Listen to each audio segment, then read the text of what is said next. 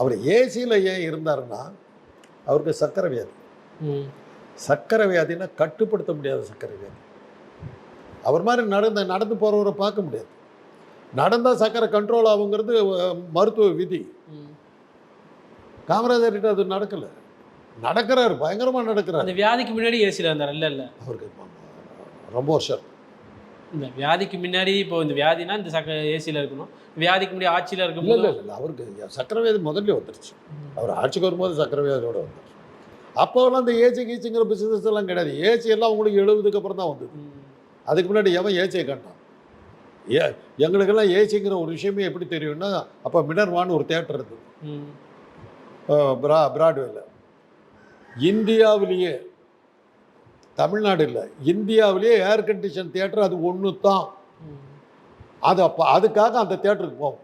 அந்த தேட்டர் என்ன செய்யுச்சுன்னா 250 பேர் தான் உட்காந்து படம் பார்க்க முடியும். இங்கிலீஷ் படம் தான் போடுவாங்க. ஒரே டிக்கெட்டு 4 ரூபா. அப்போ 4 ரூபாங்கிறது 40,000 ரூபா மாதிரி ரேட்டு. 4 ரூபா ஒரே இது தான். 4 ரூபா கொடுத்தீங்கன்னா ஃப்ரண்ட் ரூபா வந்து தான் கிடச்சிடும். ஃபஸ்ட் கிளாஸ் செகண்ட் கிளாஸ் கிடையாது. 4 ரூபா. 250 பேர் இருந்தோம். க்யூவில் போய் நின்னோம்னா தெரிஞ்சு போகும். 250 பேர் நிற்கிறாங்கன்னா டிக்கெட் கிடைக்காதுன்னு தெரியும். வந்துடலாம், பார்த்துட்டு. மிக பிரபலமான படங்கள் அங்கே ரிலீஸ் ஆகும். அது ஒன்றில் தான் நமக்கு ஏர் கண்டிஷனுங்கிறது ஒன்று தெரியும். அது மாதிரி இருந்தது. அதுக்கப்புறம் 70களுக்கு பிறகு தாங்க ஏர் கண்டிஷனுங்கிற பிஸ்னஸே நமக்கு வந்தது. அதுக்கப்புறம் ஃபேனே பெரிய விஷயம் இல்லை.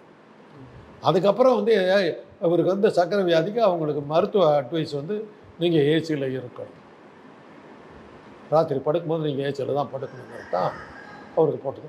அதனால அவருடைய திருமலை பிள்ளை பங்களாவில் வந்து அவருடைய பெட்ரூம் வந்து ஏசி போட்டிருந்தார். அதனால் அவர் ஏசியில் தான் இருந்தார். வெளியில் போகும்போதெல்லாம் அவருடைய கார் ஏசி இருந்தது. அப்போ தான் அந்த ஏசி போட்ட கார்லாம் வந்தார்.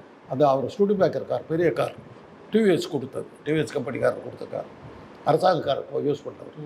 அது வந்து ஏசி வச்சிருந்தது. அதனால் அந்த ஏசியில் தான் போவார் வருவார். காரணம் உடல்நிலை, அது அவருக்கு தேவைப்பட்டுச்சு.